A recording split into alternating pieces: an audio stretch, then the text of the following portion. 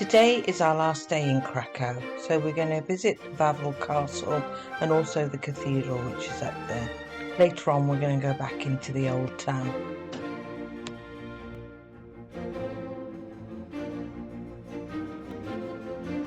We've climbed the hill to the gateway. I wonder what the view will be like from up here.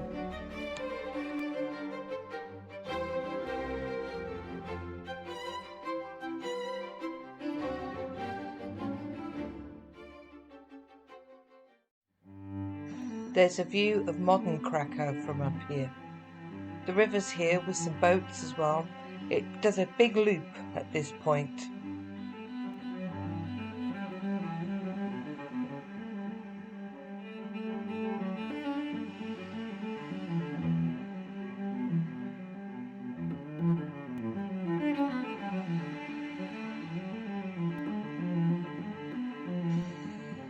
There's a big Ferris wheel in the distance.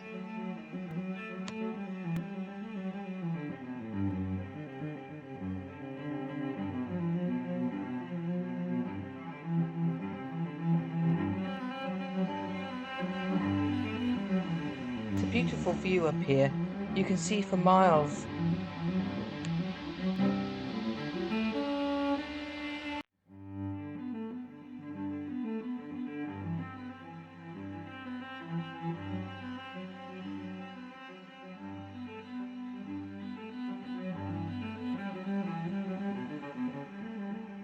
I could see a mound in the distance when we were filming, and I've since looked at a map and I think it might be the Kosciuszko Mound. It was built in 1820 to commemorate a military hero, Tadeusz, and I can't pronounce his last name, Kosciuszko or something.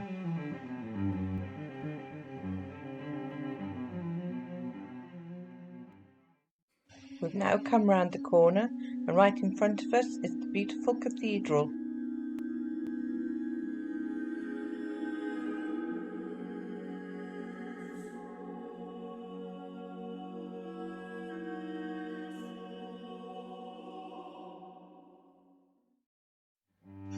This is the entrance to the ticket office. You have to buy an individual ticket for each part of the castle that you want to visit. If you want to see the staterooms, they tell you to get there very early so that you can get a slot because it gets booked out very, very quickly.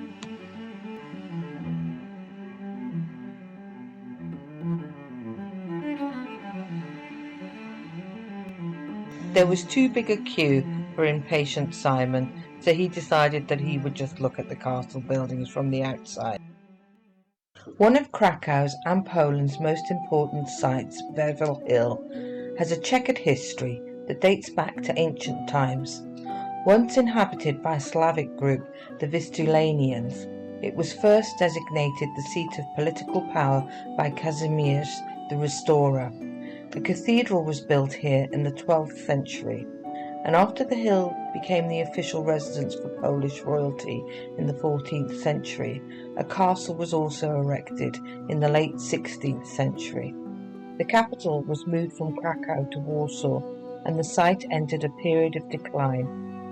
From 1795 it was home to the military. The Austrian army were garrisoned here till the early 20th century. During World War II it became the headquarters of the Nazi Governor-General. In the 20th century, restoration saw Wawel regain its former magnificence. The Vistulanians were the first to build a citadel on this limestone outcrop, with successive dynasties developing and extending the site. As a result, the fortifications surrounding Wawel Hill date from many different periods. 3 massive towers, Wodlawska, the Old Thieves' Tower, Sandomierska and Lubranka, Senator's Tower, are some of the most dominant features of the architectural silhouette of the Wawel. They date from the second half of the 15th and early 16th centuries, when the royal residence was rebuilt by the Jagiellonians. New fortifications, designed by Jan Leitner and mainly constructed from earth, were erected under Vladislav IV between 1644 and 1646. on the castle's northern terrace. The southeast bastion and redan, a fortification of two parapets, were constructed in the early 18th century for King August II. Later in the century, star-shaped fortifications were built on the side of the Vistula River.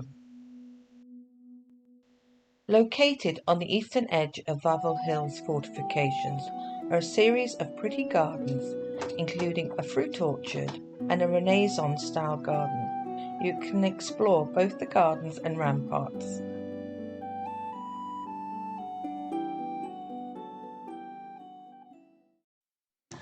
An arresting mishmash of architectural styles, Wawel Cathedral was once the coronation and burial site of the Polish monarchy.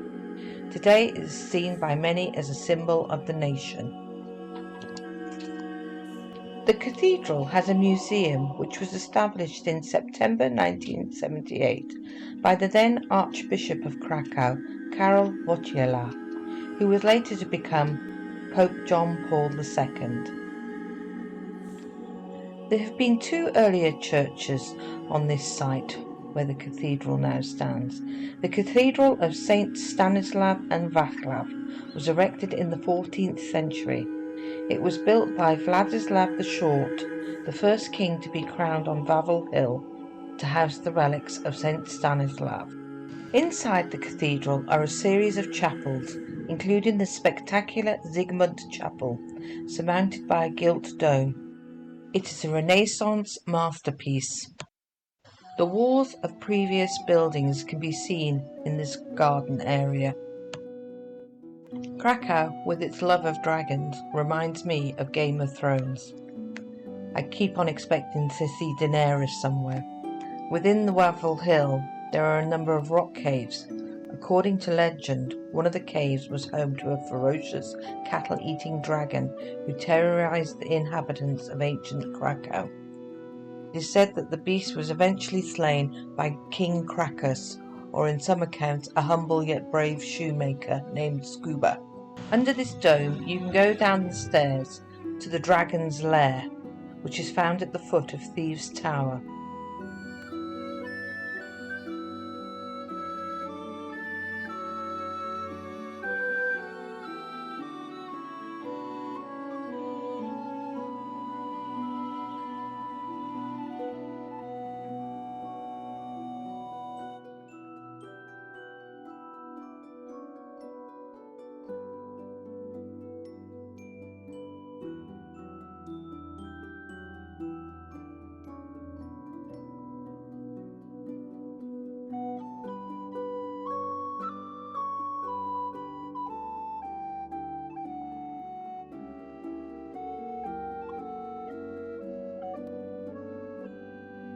Here is a lovely statue of Pope John Paul II.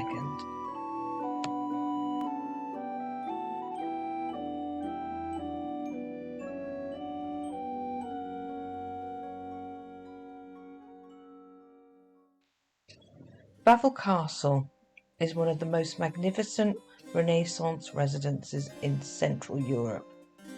It has sumptuous rooms which for centuries were home to Poland's kings and queens and are filled with a cornucopia of priceless artworks and glittering treasures. The castle has an Italianate arcaded inner courtyard. The Wawel Royal Castle was commissioned for Zygmunt I. He was the penultimate ruler of the Jagiellonian dynasty. It was built in 1502 to 1536, and the four-winged palace was designed and constructed by the Italian architects Francisco Florentino and Bartolomeo Berecci, and incorporates the 14th century walls of a Gothic building that once stood on the site.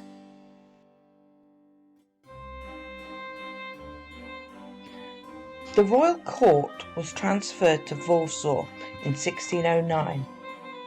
The palace then fell into neglect, deteriorating even further when it came under the Swedish occupation of the early 18th century and during the era of the partition. At the beginning of the 20th century, the castle was returned to the city by the occupying Austrian army an extensive program of restoration began. After World War II, the castle was decreed a national museum. Today, its Italian-inspired interiors have been returned to their former glory and house a vast collection of royal treasures.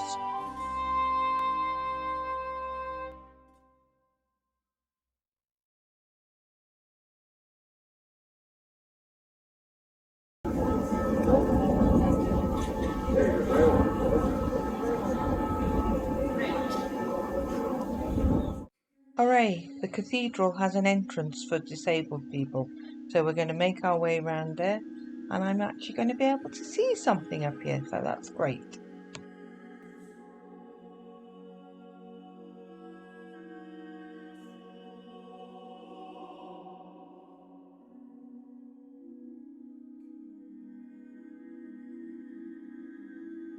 Weren't allowed to film in the cathedral, but I did take this one little tiny bit of Simon. We have got some film of him going up the tower and seeing the bell as well.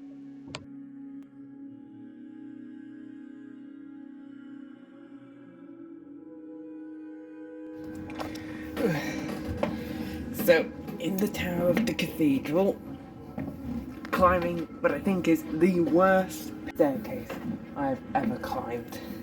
These steps are so steep, my legs going at a right angle.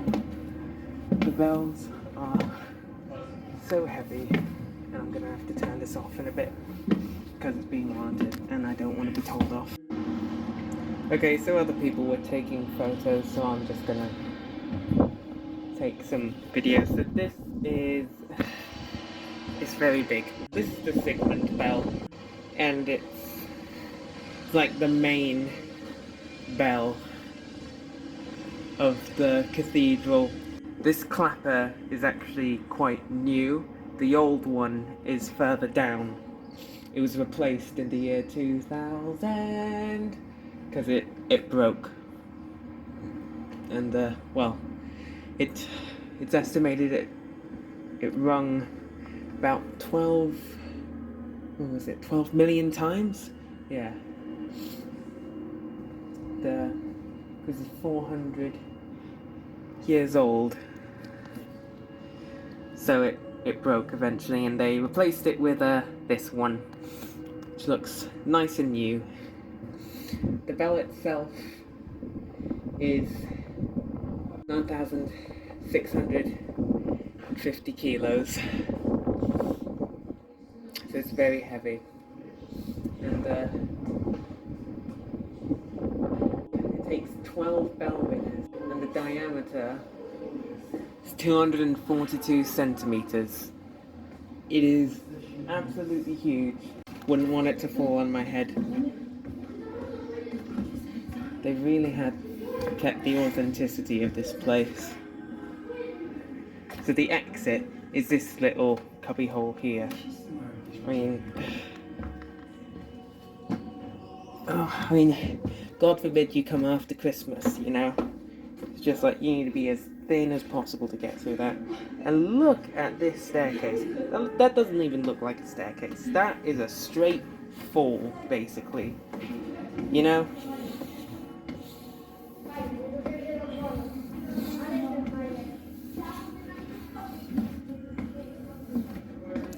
Oh.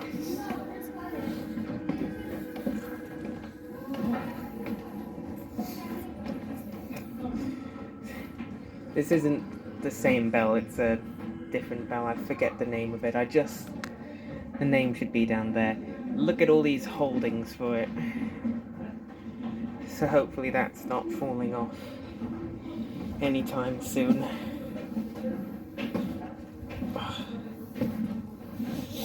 Here we've got more of this brick that looks very modern but is actually very old.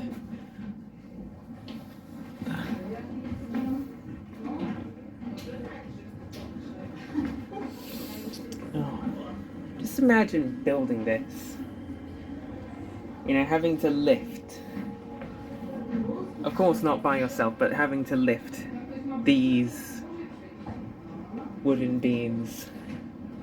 And so the name of this bell is the Urban Bell.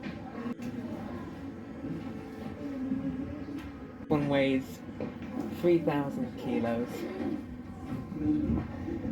and it used to be the main bell, but it broke and was reforged 3 times, for the last time in 1757. So another very historic bell. I don't think it's got... Okay, it does have its clapper, but the clapper's attached to that. And that must be an older clapper. And there's just some random wood on the floor. I feel this whole area is just a health and safety nightmare. Oh.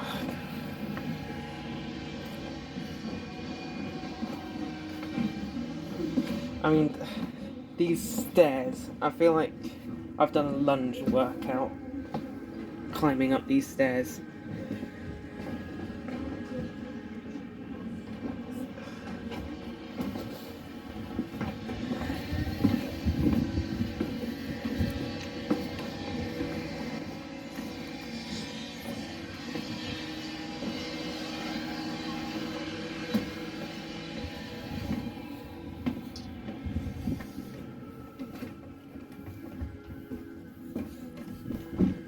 More fancy big heavy bells.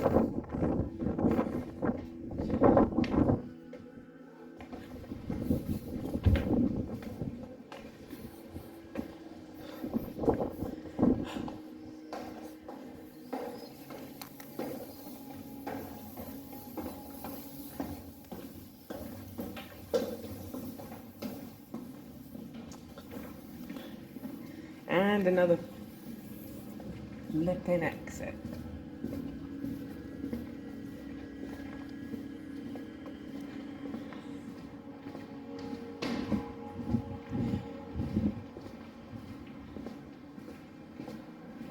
Ah, there we go, I'm back in the cathedral now. That's good.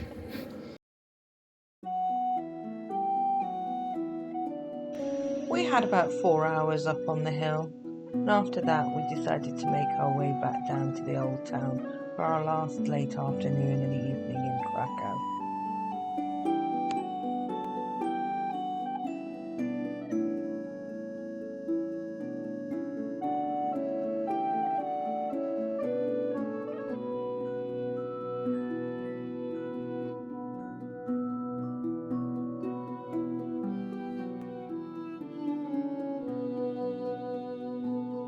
We're making our way back down the hill now. It's not too steep, and the pavement's very good.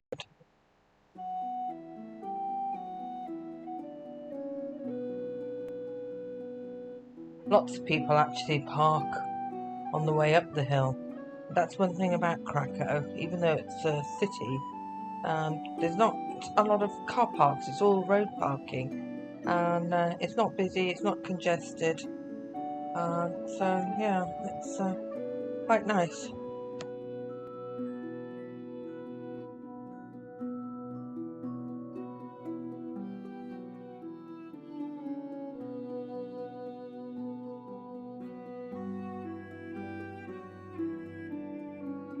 To the right hand side is the Franciscan Church. It's one of Krakow's most colourful places of worship. It's best known for its magnificent Art Nouveau stained glass window.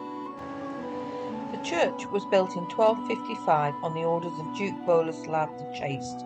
Badly damaged during the Great Fire of Krakow in 1815, it was rebuilt in a neo-Gothic and neo-Romanesque style. Its rather plain exterior belies a kaleidoscope interior, including walls decorated with polychrome murals.